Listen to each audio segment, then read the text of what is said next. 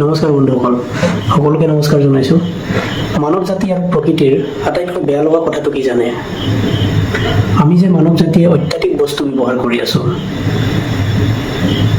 অত্যাধিক আমি অপ্ৰাকৃতিক বস্তু ব্যৱহাৰ কৰি আছোঁ। ফৰ এক্সাম্পল, আমি যিকোনো ধৰণৰ কেমিকেলছ বা প্লাষ্টিক ব্যৱহাৰ কৰি আছোঁ। সেইবিলাকে প্ৰকৃতি আৰু মানৱ জাতিৰ ভাবুকি সৃষ্টি কৰিছে বৰ্তমান যুগত। আৰু বৰ্তমান যুগত আমি সেইটো অনুভৱ নকৰিলেও ভৱিষ্যত প্ৰজন্মই এইটো বৰ বাৰুকৈ অনুভৱ কৰিব এইটো কথা।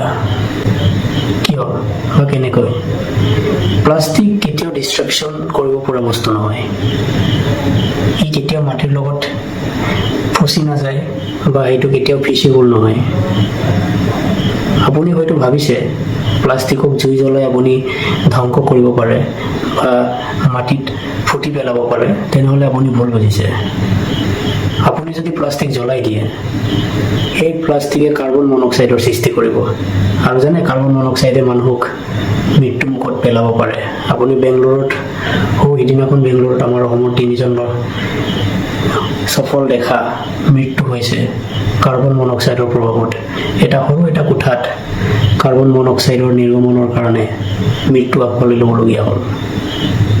ঠিক তেনেকৈ আমি যদি প্লাষ্টিক বাৰ্ণ কৰোঁ, তেনেহ'লে তাৰ পৰাও কাৰ্বন মনক্সাইড সৃষ্টি হয়। আৰু যদি আমি মাটিত ফুটি দিওঁ, তেনেহ'লে সি মাটিৰ লগত কেতিয়াও মিলি নাযায় বা ফচি নাযায়।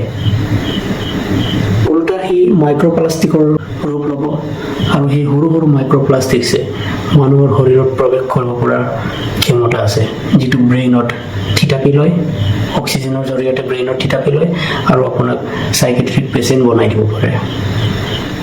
আপোনাৰ বিভিন্ন ধৰণৰ ৰোগৰ সৃষ্টি কৰিব পাৰে। আমি যদি প্লাষ্টিক বাৰ্ণ কৰোঁ, তেতিয়াও মাইক্ৰ'প্লাষ্টিক্সৰ সৃষ্টি হয়।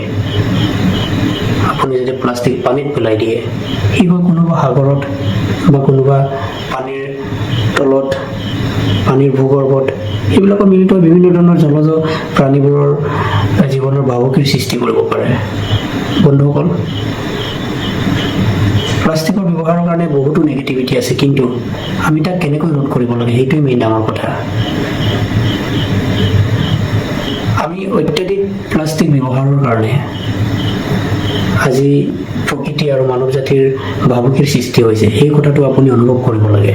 আপুনি যেতিয়া সেইবিলাকৰ ব্যৱহাৰ কণ্ট্ৰল কৰিব, তেতিয়া অলপ হ'লেও ৰোধ হ'ব।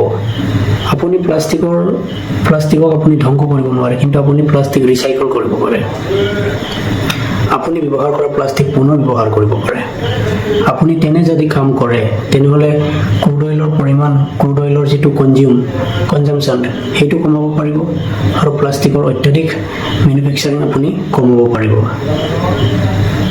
কিন্তু প্লাষ্টিকক কোনোবাই খাই হজম কৰিব পৰা এনেকুৱা কোনো প্ৰাণী আজিলৈকে এই পৃথিৱীত ওলোৱা নাই। এটা প্ৰাণীৰ সৃষ্টি হৈছিলে, এটা কথা আপোনালোকে নিশ্চয় কেতিয়াবা শুনিবলৈ পাইছে চাগে, প্লাষ্টিক খোৱা এটা পোক সৃষ্টি হৈছিলে বা আছিলে। তেনেকুৱা নহয়। সেই পোকটোৱে যদি প্লাষ্টিক খাই পেলায়ো, তেনেহ'লে এই প্লাষ্টিক কেতিয়াও তাৰ পেটৰ ভিতৰত হজম হোৱা নাই। সেইটো জাষ্ট ডিষ্ট্ৰাকশ্যন হৈছে, এটা কনভাৰ্ট হৈছে মাইক্ৰ'প্লাষ্টিক্সৰ ৰূপলৈ। এই প্লাষ্টিকৰ কণিকাবোৰ সৰু সৰু কণিকালৈ ভাগ হৈ গৈছে। সেইটো এনজাইমৰ ফলত হয়। প্লাষ্টিকক ডিষ্ট্ৰাক্ট কৰি পেলাই ক্ষুদ্ৰ অৱস্থালৈকে, টুকুৰালৈকে পৰিণত কৰে, যিটো ওলোটা মাইক্ৰ'প্লাষ্টিক্সৰ ৰূপ হয়। সেইটো প্লাষ্টিকতকৈ বেছি ভয়ানক।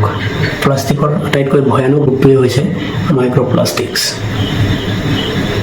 বন্ধুসকল, এই প্লাষ্টিক্সৰ ব্যৱহাৰে অদূৰ ভৱিষ্যত বহুতো বেমাৰৰ সৃষ্টি কৰিব আৰু বহুতো প্ৰাকৃতিক ভাবুকিৰ সৃষ্টি কৰিব। বন্ধুসকল, আহক আমি সকলোৱে মিনিমেলিজম এডপ্ট কৰোঁ আৰু প্লাষ্টিকৰ ব্যৱহাৰ কম কৰোঁ, আৰু সময় থাকোঁতে আমি সেইবিলাকক ৰিচাইকেল কৰিবলৈ চেষ্টা কৰোঁ। আহক, আপুনি যধে মধে প্লাষ্টিকৰ বস্তু ব্যৱহাৰ কৰাটো বাদ দিয়ক। আপুনি চিপছৰ পেকেট বা যিকোনো ধৰণৰ কেৰি বেগ, ডিছপ'জেবল আইটেম, সেইটো প্লাষ্টিকৰ সলনি আপুনি কিছুমান নেচাৰেল বস্তু ইউজ কৰক। আপুনি যদি কোনোবা সকাম, বিয়া, সবাহত যদি ডিছপ'জেবল যদি আইটেম বিচাৰে বা গিলাচ বিচাৰে, ডিছ যদি আপোনাৰ প্ৰয়োজন হয়, তেনেহ'লে আপুনি প্ৰাকৃতিকভাৱে যিকোনো বস্তু ব্যৱহাৰ কৰক। যেনে কলপাত ব্যৱহাৰ কৰক বা যিকোনো পাহাৰীয়া ডাঙৰ পাত, প্ৰাকৃতিক গছৰ পাতবিলাক ব্যৱহাৰ কৰিব পাৰে। আপুনি বাহিৰে নিৰ্মিত যিকোনো বস্তু ব্যৱহাৰ কৰিব পাৰে। সেইটোলৈ আপুনি গতি কৰক। সেইটোৰ ফলত আপোনাৰ এটা ডাঙৰ ইক'চিষ্টেম এটা গঢ় লৈ উঠিব আৰু পৃথিৱীখনৰ কাৰণেও এইটো ভাল হ'ব। আমাৰ কাৰণেও ভাল হ'ব আৰু নতুন আইডিয়া এটাৰ জন্ম হ'ব। আমি প্ৰাকৃতিকভাৱে নিৰ্ভৰ কৰাৰ পথ সুগম কৰিবলৈ আমি এটা নতুন ৰাস্তা বিচাৰি পাম। বন্ধুসকল,